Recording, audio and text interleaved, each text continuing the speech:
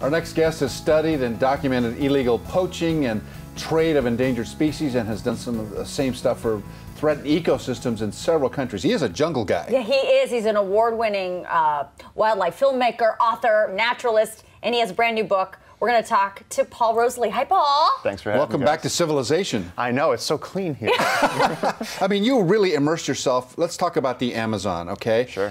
What did you see? How was it? And you lived there for quite a long time. Well, every year I'm there for almost half the year, and I mean, it's nature everywhere. There's giant ancient trees, and it's packed with birds and reptiles and snakes, and the rivers are filled with fish. It's just the most incredible place. We say it's like Avatar on Earth. It really is. When you're up on top of a tree and there's entire oak trees or the branches of this thing, it's like you just start going, this can't be real.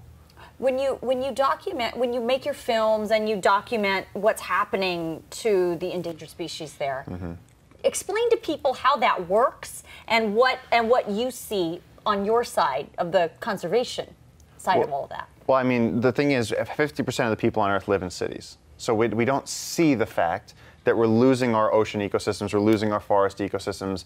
You hear environmentalists saying how bad it is, but a lot of people don't believe it. And so what I'm trying to do is document this stuff. I stand in the fields with the burning forest and point the camera on myself and show them what's happening, and show them like the monkeys running for their lives and the trees going down. We cannot keep losing rainforests like this. If we don't have that moisture cycle, eventually the Amazon could dry out, and then all of South America will lose its irrigation, its rainfall, its ability to be really a functioning place. I mentioned to you that I'd been in the rainforest of Costa Rica, which is a tourist attraction, and you said something really interesting to me, and that is, but you weren't in a deep jungle. Yeah. What is the difference between a Costa Rica rainforest and a deep jungle? Well, first of all, whenever any wilderness, the thing that makes it wilderness is the fact that you're far away from help.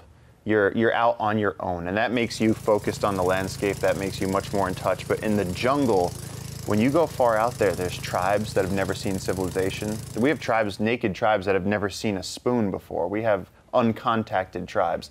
The wildlife, you see 18-foot crocs out there. Like there's things out there that are different. We see species sometimes that have never been documented.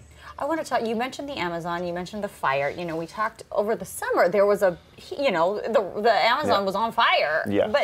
But you also say it's kind of always on fire. But what was the difference from that particular time over the summer? There's no difference, and that's what I was yelling at everybody about. And also, it's still burning. That's the thing. The news cycle flared up, and everybody moved on. The Amazon is still burning. We're actually deeper into the dry season right now than we were back then.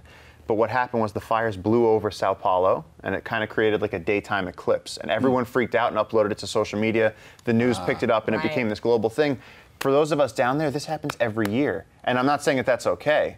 But I'm saying every year we should be outraged about this, because we're allowing one of the best things about our planet to be destroyed, and it goes on and on and on. And now we're getting to the point where we can actually see the effects of climate change. We can actually see that the resiliency of the Amazon is being tested, and now people are freaking out, which is encouraging, but it's like we better actually do something, or else it literally could be too late. But there are scientists who say that burning of the rainforest is part of the ecosystem process, that the rain comes and eventually re-nourishes the soil and everything grows back. Is that not true? Not the way you see it? Not in this case. No, not in reality. I'm telling you that. For Western U.S., those forests work like that, 100%. The rainforest is a totally different ecosystem. It's not supposed to burn. Fires in the Amazon, natural fires, are very uncommon, if at all.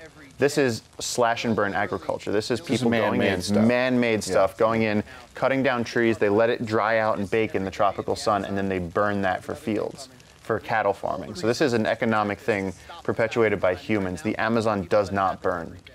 So tell me what should people be doing based on what you have seen? What would you, in your ideal world, what would happen because of your work out there? People would stop electing leaders that don't have good environmental policy. Stop putting these guys in office. It's stupid. Stop supporting corporations that destroy rainforests. We're losing Indonesian rainforests, which is the second biggest rainforest on the planet, because we're allowing these corporations to go in there and level ecosystems to make palm oil.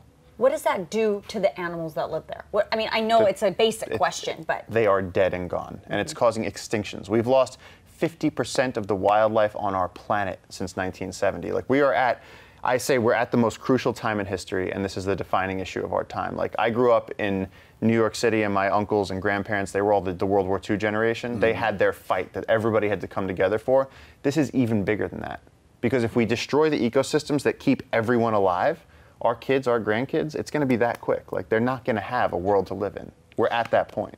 All right. All right, so we are going to, if you can, stick around because you have a brand new book that we want to talk about. It's fascinating. We'll take a quick break and we'll be right back with more with Paul.